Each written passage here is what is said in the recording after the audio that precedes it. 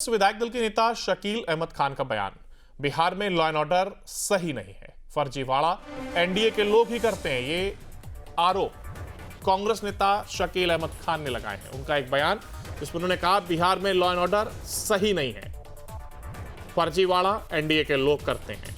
इसका जिक्र उनकी ओर से किया गया। कांग्रेस नेता है शकील अहमद खान, जिनका बयान अब सुर्खियों में है।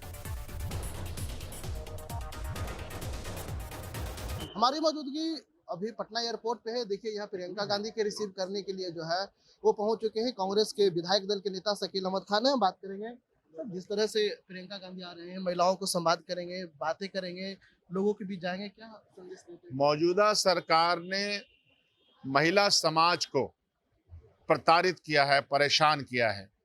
उसके उदाहरण है, लॉ एंड ऑर्डर की व्यवस्था इतनी खराब है कि महिलाओं के ऊपर होने वाले अत्याचार का एफआईआर भी ठीक ढंग से दायर नहीं किया जाता है। महिला कोई पीड़ित होती है, रेप केस होता है, छेड़खानी होता है, तो न तो थाने में न हॉस्पिटल में ही ने दम तोड़ा मुजफ्फरपुर की एक लड़की ने। तो ये लॉ एंड ऑर्डर की सिचुएशन महिला समाज को लेके है। महिला समाज की लोग बहुत सारे कामों में लगी हुई हैं, सरकारी कामों में लगी हुई हैं। दिशा है या जीविका है या रसोईया है या घरेलू हिंसा के शिकार हैं, उनकी यूनियन है। इन सब के लिए क्या किया? वो 10,000 का जो झुंझुना पकड़ा रहे हैं।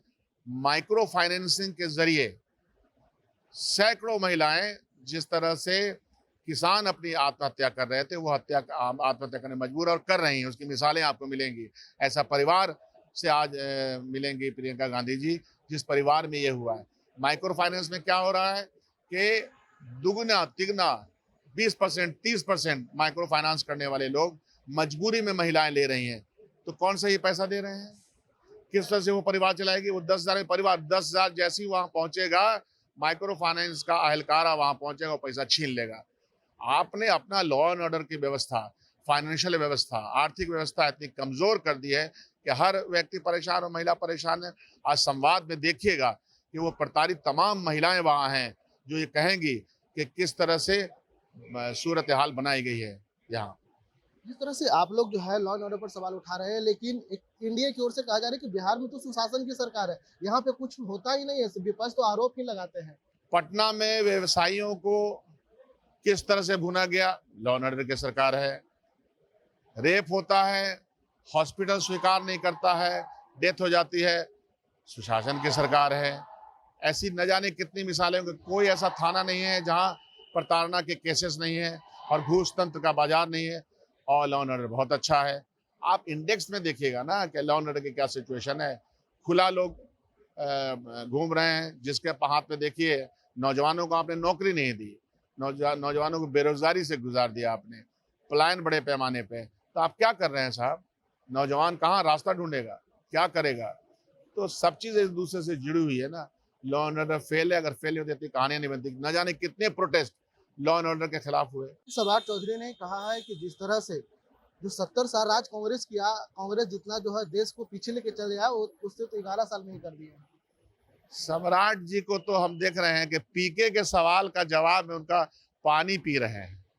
अब हम लोग कितना सवाल उठाएंगे? उनको अपने खुद के आईने में खुद को देखना चाहिए। मुरैठा बांध करके और फिर उतार करके सत्ता और राजनीति में दखल नहीं होता है। सत्ता और राजनीति के लिए सेवा भावना से काम करना पड़ता है। तो आपके माध्यम से उनसे ये प्रश्न है कि जो सवाल उन पे खड़ा किया गया है, डिग्री फर्जी से लेकर के, उम्र फर्जी से लेकर, नाम फर्जी से लेकर, उसका ना पहले वो जवाब देंगे। तो शकील अहमद खान ने साफ तौर पर कह दिया है कि जिस तरह से जो है सम्राट चौधरी पहले पीके की सवाल को जवाब दे, नाम से लेकर के, उम्र से लेकर के, सब में जो है घोटाला किया है, उसको लेकर के जो है ये पहले जवाब दे, तब हम लोग जवाब देंगे। क्योंकि जिस तरह से जो है हमने पॉइंट बाय पॉइंट जो है सवाल विधानसभा में रखने का काम किया था।